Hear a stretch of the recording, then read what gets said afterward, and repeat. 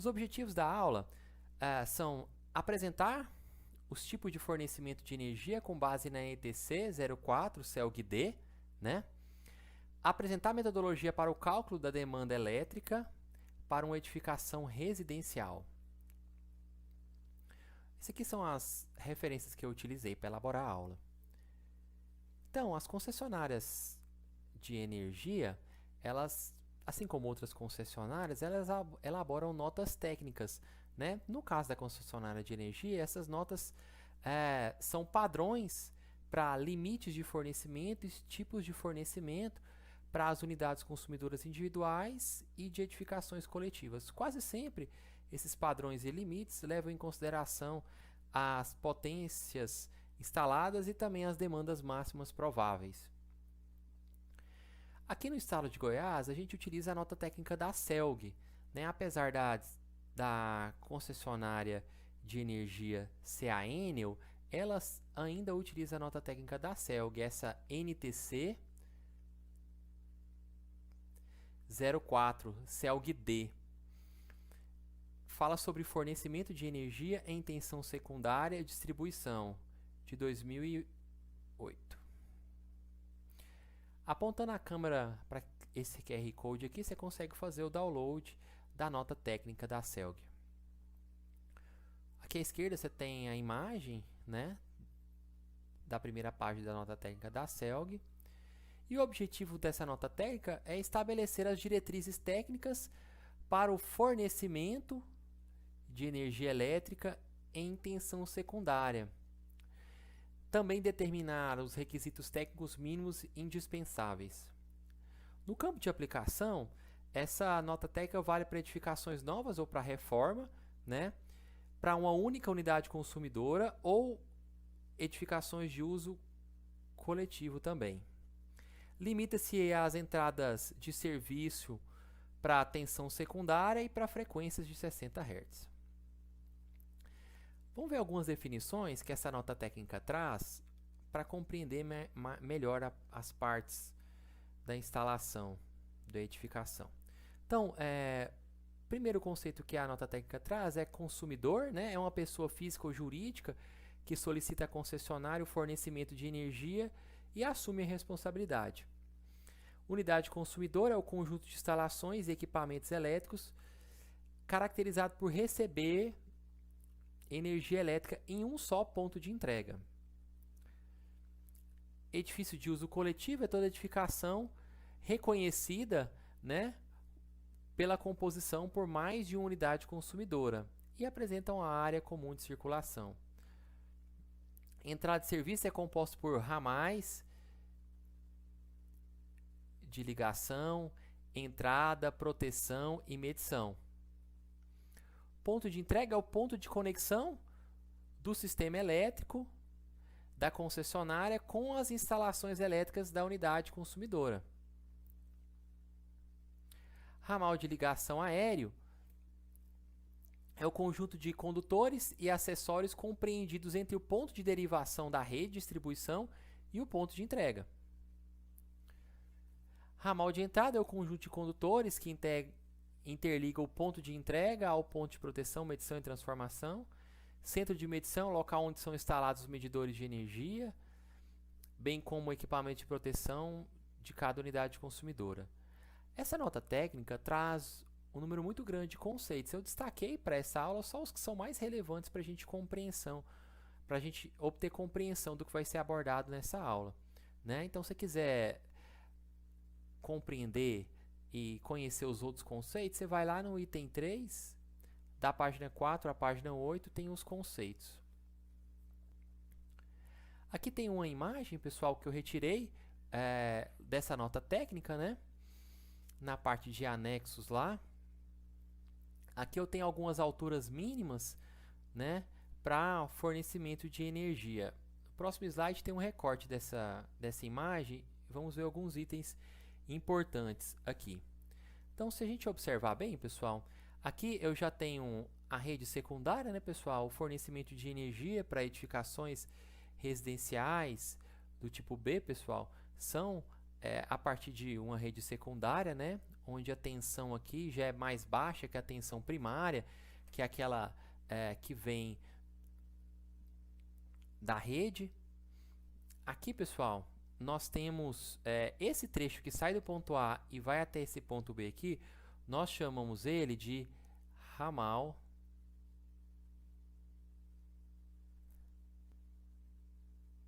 de ligação.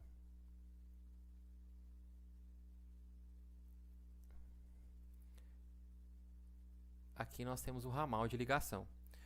Bom, esse ponto B aqui, pessoal, exatamente nesse ponto B, nós temos o ponto de entrega.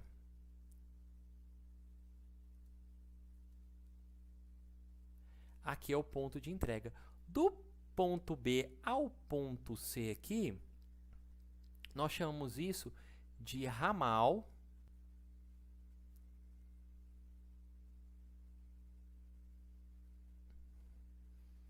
de entrada.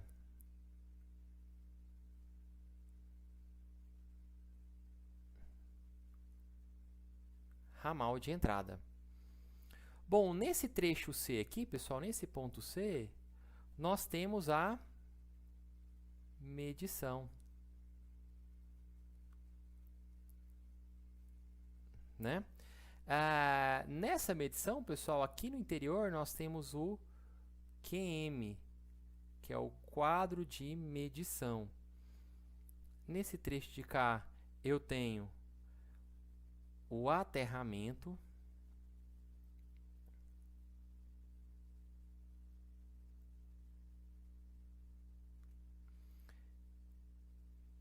e aqui, pessoal, nós temos o que chamamos de ramal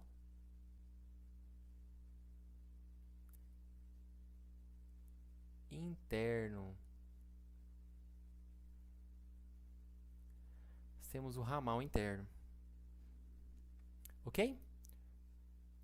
Bom, aqui nós temos algumas alturas, né, que também estavam presentes no slide anterior, que são alturas mínimas para instalação com essa configuração.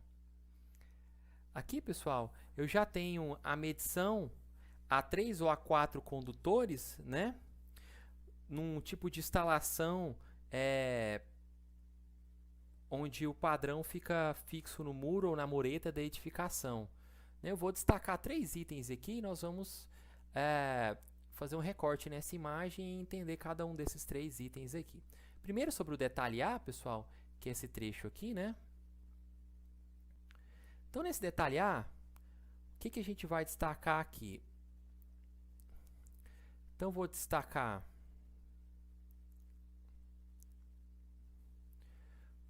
o número 17, vamos falar sobre ele.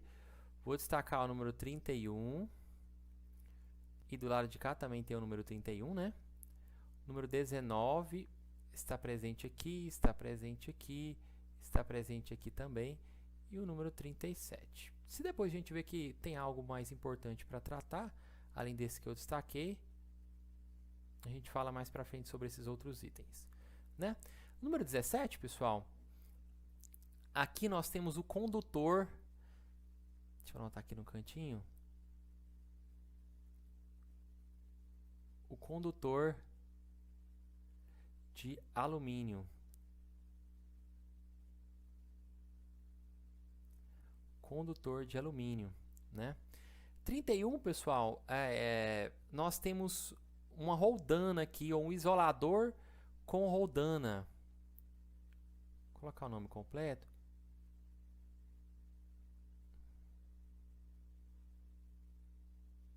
Com roldana.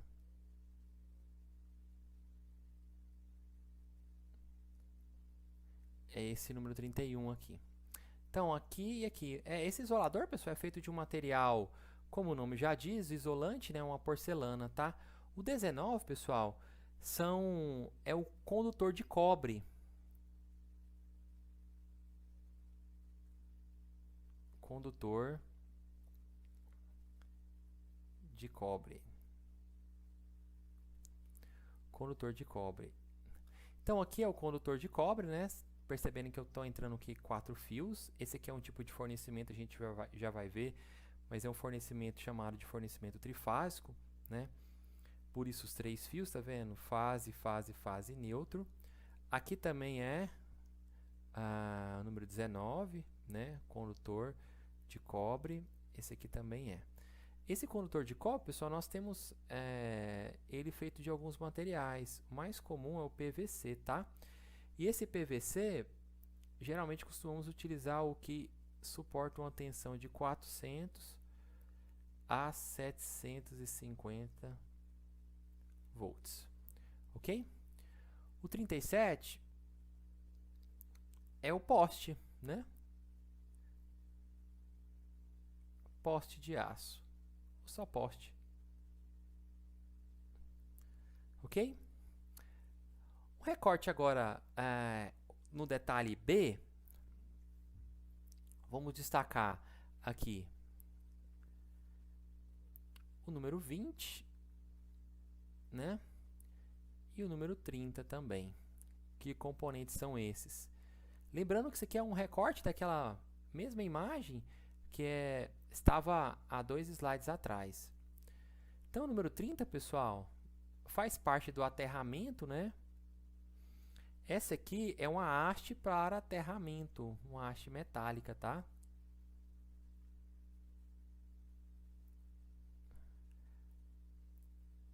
Haste para aterramento.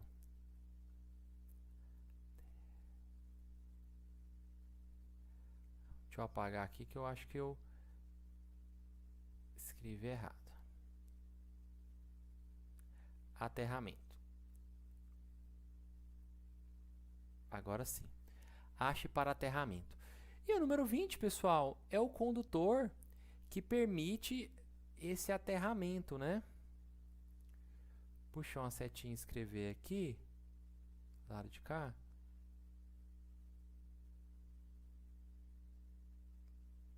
Condutor de cobre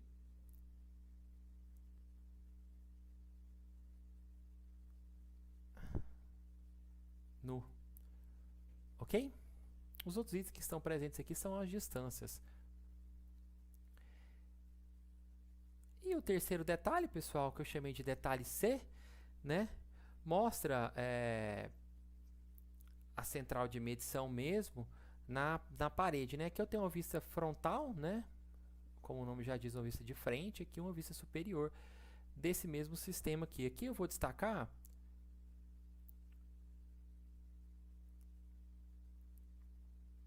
voltando aqui eu vou destacar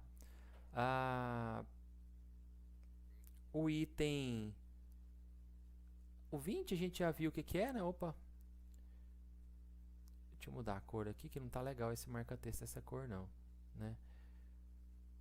O 20 a gente já sabe o que é, mas vou destacar novamente. O 29A e o 29B, o 13A e o 13B e também o 28. Vamos começar pelo 28, né? O 28, pessoal, é o disjuntor termomagnético.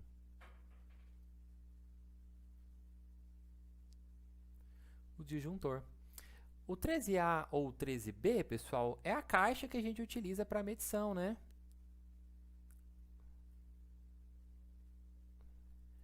Caixa, vou até abreviar aqui para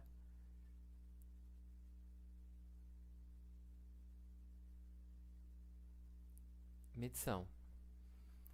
A 29A ou 29B é o eletroduto.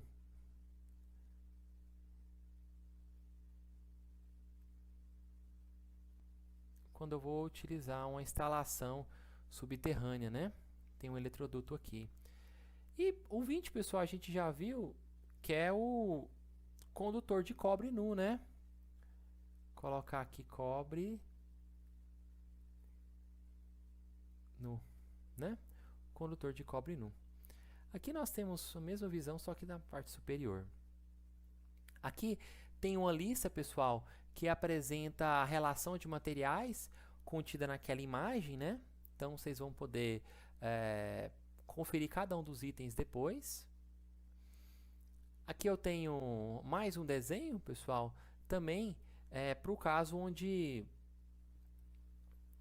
eu tenho uma instalação subterrânea, né? Eu tenho essa caixinha aqui, tenho os condutores aqui, né? Para instalação do tipo subterrânea, ok? Então vamos falar um pouquinho agora sobre os limites de fornecimento. Os limites de fornecimento são definidos pela concessionária, né? E tem como base a potência total instalada e a demanda em algumas situações, né? As concessionárias, pessoal, geralmente elas atendem às edificações residenciais com um tipo de fornecimento monofásico, bifásico ou trifásico, tá bom? Lembrando que a carga total instalada, nós já vimos como determinar, né? Nada mais é do que a soma de todas as cargas feitas durante ou identificadas durante a previsão, né?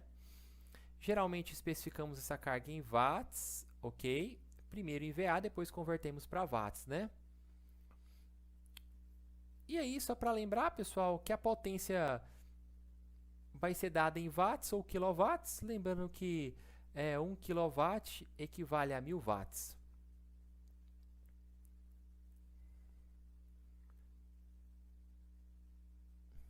Então vamos para os tipos de fornecimento. Então nós temos o fornecimento que chamamos de fornecimento monofásico, né?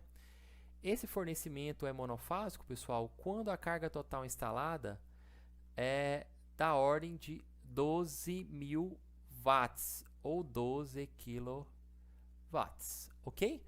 Nós temos dois condutores, pessoal. Esse primeiro condutor aqui, ó, deixa eu puxar uma setinha e escrever, é o condutor fase. E o outro condutor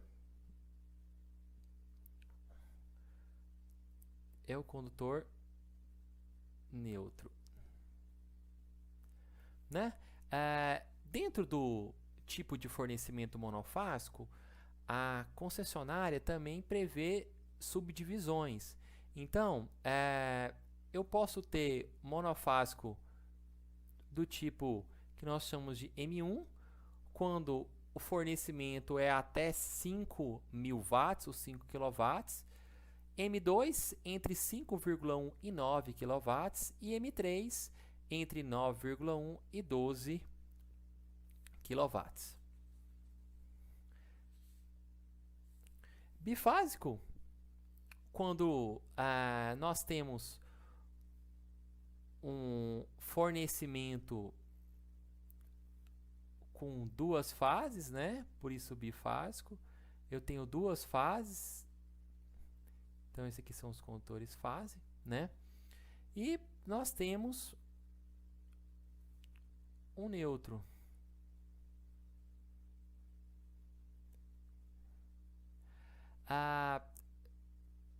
A concessionária entende que a edificação tem que ser atendida por um fornecimento do tipo bifásico quando a potência total, a carga total instalada, está entre 12.000 e 25.000, ou entre 12 kW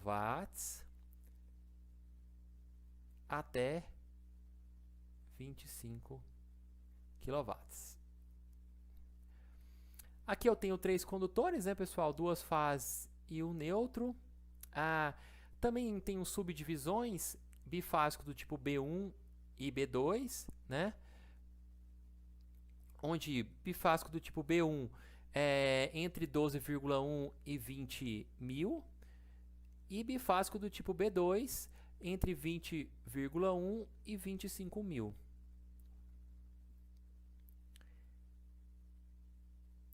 Nós temos também fornecimento do tipo trifásico, né?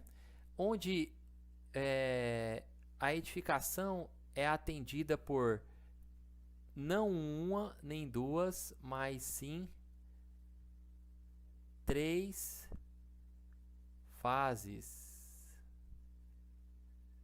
Então aqui eu tenho os condutores, deixa eu colocar a fase aqui, né? E o lá de cima, vocês já sabem que é o neutro, né?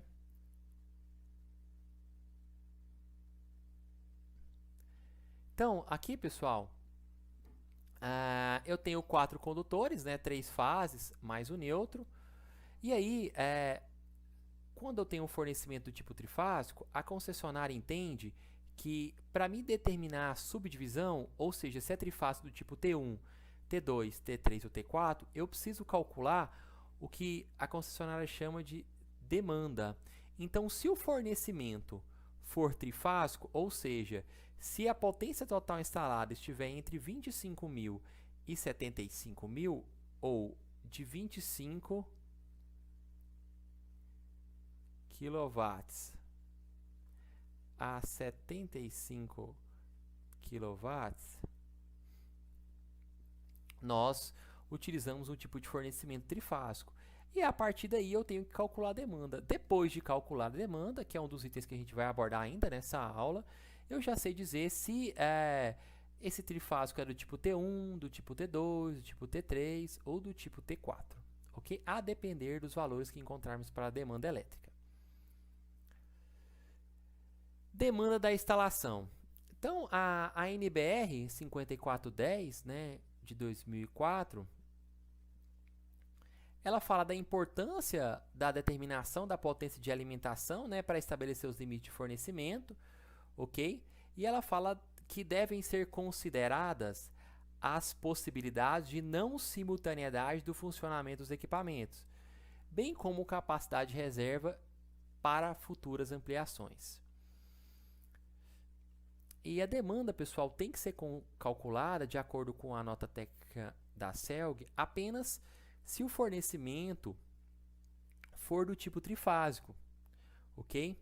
Se ele for do tipo trifásico, aí sim eu tenho que realizar o cálculo da demanda.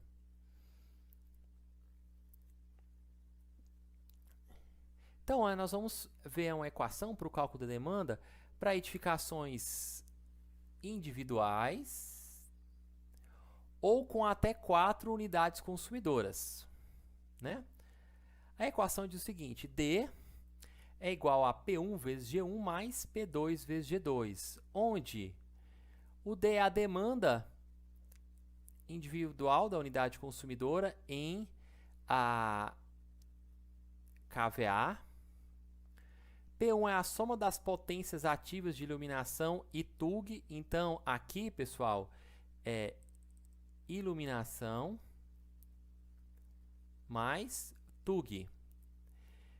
Esses valores de iluminação mais TUG já convertidos para watts, ok?